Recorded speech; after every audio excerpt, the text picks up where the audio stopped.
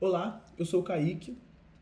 Estou aqui para apresentar o nosso trabalho de extensão, que, resumidamente, é nós explicarmos todo o nosso pensamento, né, na resolução das atividades propostas pelo professor Sérgio Gomes. Tá?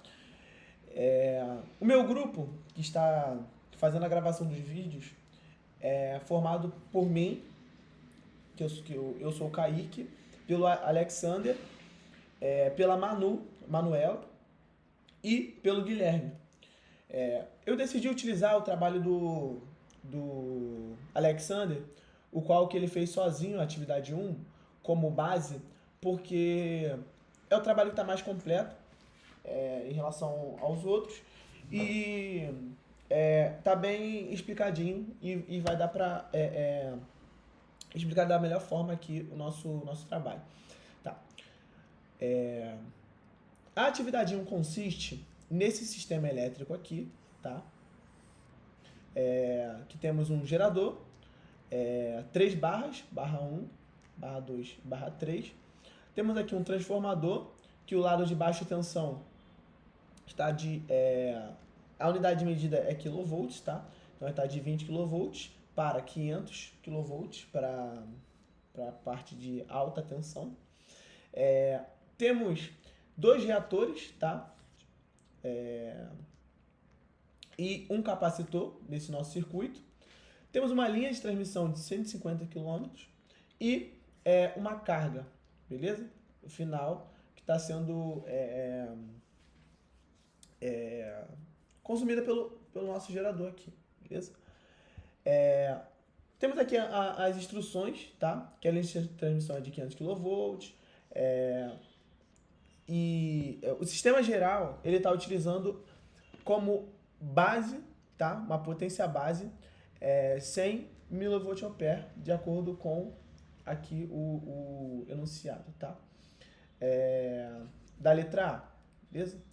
Eu vou explicar tanto a letra A quanto a letra B, quanto a letra C dessa atividade. A frequência adotada, tá?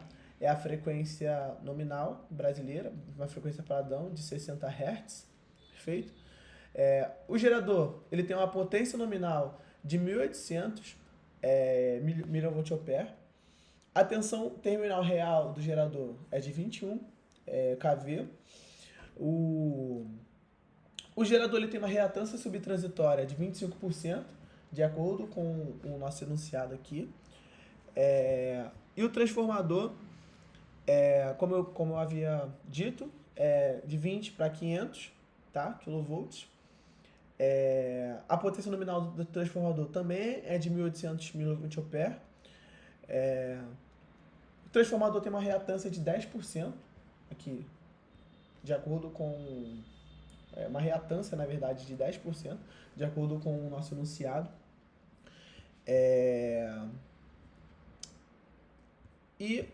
Vamos lá, vamos iniciar. Só que antes, eu vou dar uma observação aqui. O enunciado, ele não cita explicitamente a tensão nominal de catálogo do gerador, apenas a sua tensão operativa de terminal. Então, eu vou adotar aqui a hipótese padrão de que a tensão nominal de catálogo do gerador é de 20 kV para fins de reatância na base própria desse gerador.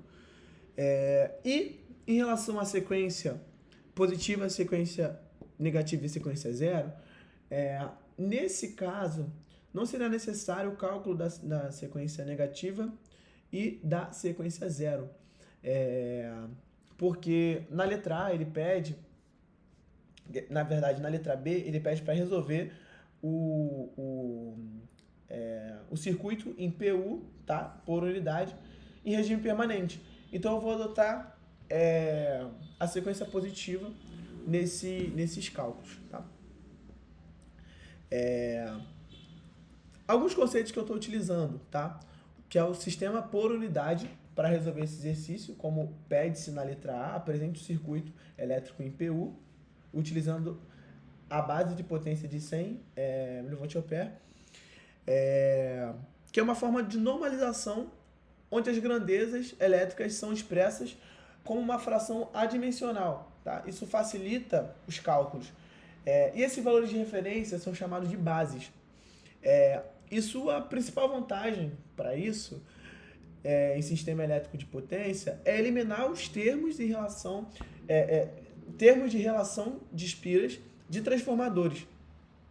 Então é como se a gente colocasse tudo em grandezas adimensionais e eliminasse aqui o transformador do circuito para que fique mais fácil a visualização. Perfeito? E vou utilizar também o modelo pi equivalente, tá? Que ele é utilizado para representar linhas de transmissões de comprimento médio. E ele concentra a impedância série da linha no ramo central, que é esse Zp aqui, e divide a admitância capacitiva total, os shunts, igualmente entre duas extremidades, que essas admitâncias π aqui. Maravilha? Primeiro, na letra A, eu vou resolver a letra A, a letra B e a letra C desse exercício. Na letra A, ele pede para apresentar o circuito elétrico por unidade, utilizando essa base de potência. Para essa resolução, nós temos que primeiro achar as bases de cada elemento aqui do nosso circuito. Primeiro, lá no lado de baixa tensão aqui do circuito, que é de 20 kV, nós vamos achar a tensão base, tá? A tensão base é 20 kV e a impedância, aí com isso nós conseguimos achar a impedância base do lado de baixa tensão, como está escrito aqui, tá? Vamos utilizar essa fórmula que a impedância é a tensão ao quadrado sobre a potência, perfeito? Base, de acordo com o enunciado. E vamos achar que a impedância base do lado de baixa tensão é 4 ohms, maravilha? E a admitância base não está representada aqui no circuito, mas ela o YB, né, que é 1 sobre o Z base de lado de baixa tensão.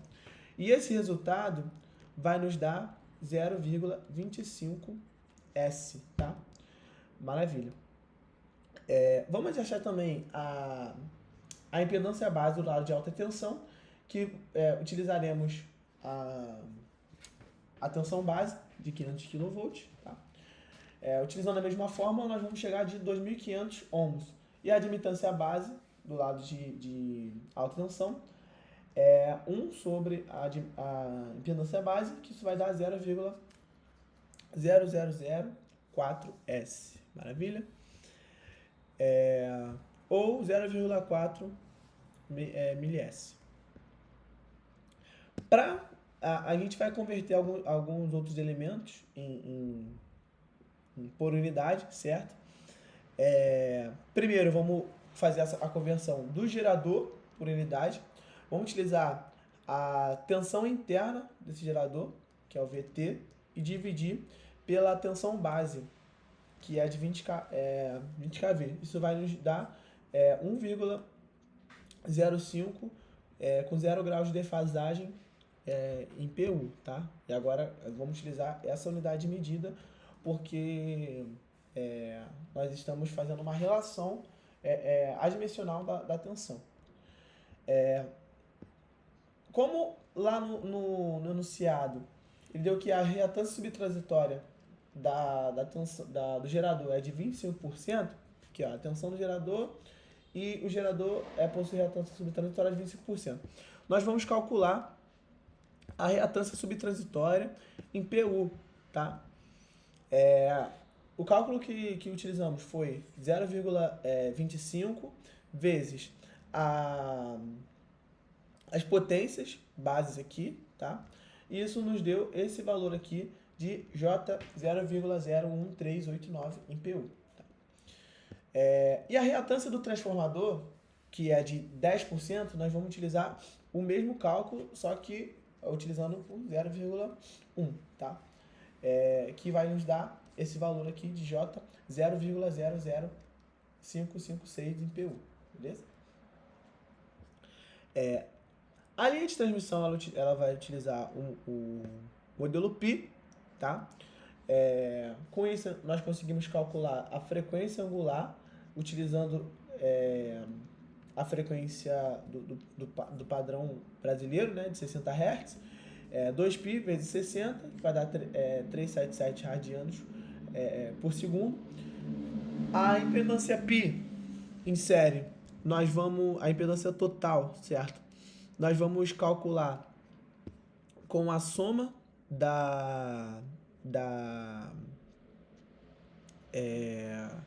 dessa impedância aqui, que foi dado no enunciado, que é de acordo com a distância da linha de transmissão, que é 0,03 ohm dividido pelo tamanho, né? Isso aqui, que é a unidade de medida. E para a gente só ficar com ohms, a gente vai multiplicar pela extensão dessa linha de transmissão, para cortar quilômetro por quilômetro, certo? Vai ficar 150 vezes 0,03, vai dar 4,5 ohms para nós. E a reatância da linha total, as informações, temos a reatância indutiva aqui, tá? Que utilizamos esse mesmo cálculo, né, da velocidade angular, certo? Só que, como ele deu essas informações da reatância indutiva lá no enunciado, que aqui ó, deu de 0,85 mH por km, nós vamos multiplicar isso por 150, que isso vai nos dar aqui 48,07 ohms. Perfeito? Maravilha. Então, o nosso Zp é 4,5 mais J 48,7 ohms, tá? Esse daqui é o nosso Zp, que é a soma da parte real mais a parte imaginária. Aqui temos também o nosso cálculo da admitância enxante, tá? Que é o nosso YP, que é a velocidade angular, tá? do capacitor vezes o tamanho da linha de transmissão dividido por 2, porque nós vamos colocar isso em duas admitâncias aqui, tá? Tá enxante, maravilha. Que é o YP. Por isso que nós vamos multiplicar por 2. Com isso, fazendo nossos cálculos aqui, tá? Chegamos que cada YP ele vai ter aqui ó, isso aqui vai dar 0,00367,5S, tá? E transformando isso daqui em PU, tá? Base PU, admitância base, isso vai nos dar J 0,919 em PU. Perfeito. E o nosso Zp também em PU, nós vamos utilizar aqui, nós já calculamos aqui o Zp. Na verdade, ficou omissa aqui essa informação. Só que eu vou mostrar aqui o cálculo do Zp em PU, tá? O Zp, vou botar aqui em preto já. O Zp em PU, ele vai ser 4,5 mais J 48,06 ohms, tá?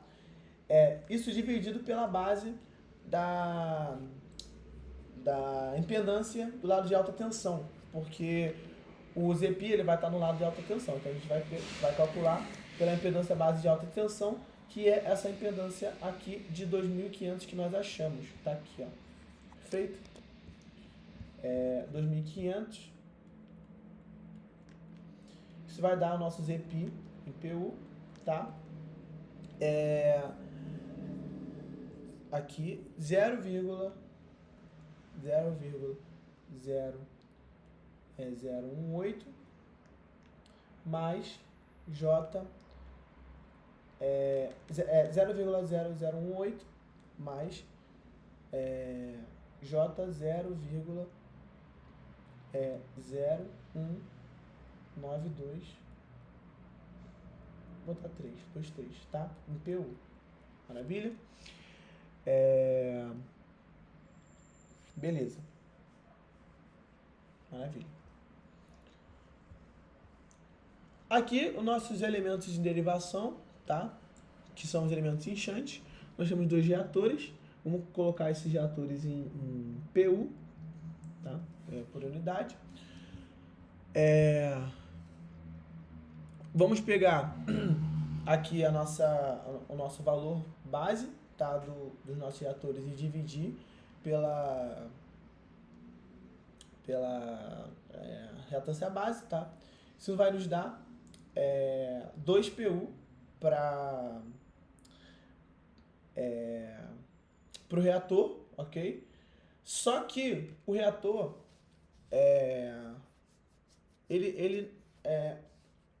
o reator ele é negativo na parte imaginária, então e vamos colocar ele como admitância, certo? A admitância é 1 sobre o J, o X do reator, tá? JX1, 1 sobre J2, que vai dar menos J2 em P1, ok? E a nossa isso aqui em impedância, ele ficaria J0,5 PU.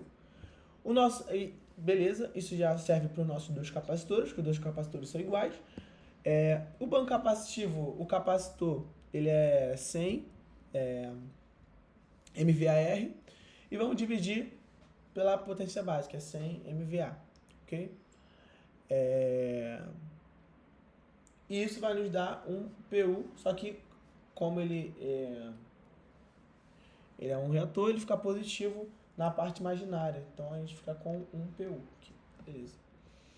A nossa carga final, vamos representá-la como impedância estática equivalente na tensão nominal, que é o Vn, aqui, ó,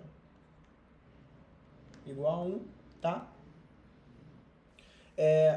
Vamos utilizar aqui o valor da potência base da carga, que é a potência dela nominal já, que 1.500 mais J300, divididos pela potência base aqui. Isso vai nos dar 15 mais J3 em PU. E modelando isso como uma impedância paralela, tá? Nós vamos inverter aqui o sinal da parte imaginária.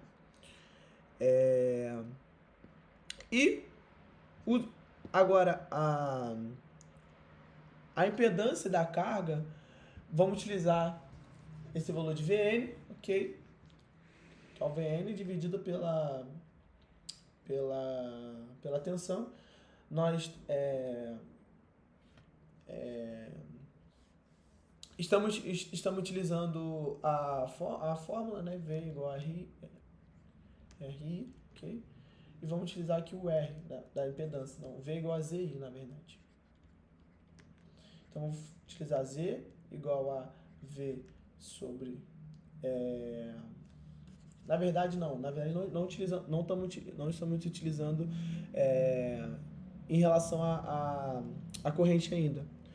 Nós estamos utilizando a potência base, a tensão base ao quadrado, aqui, ó.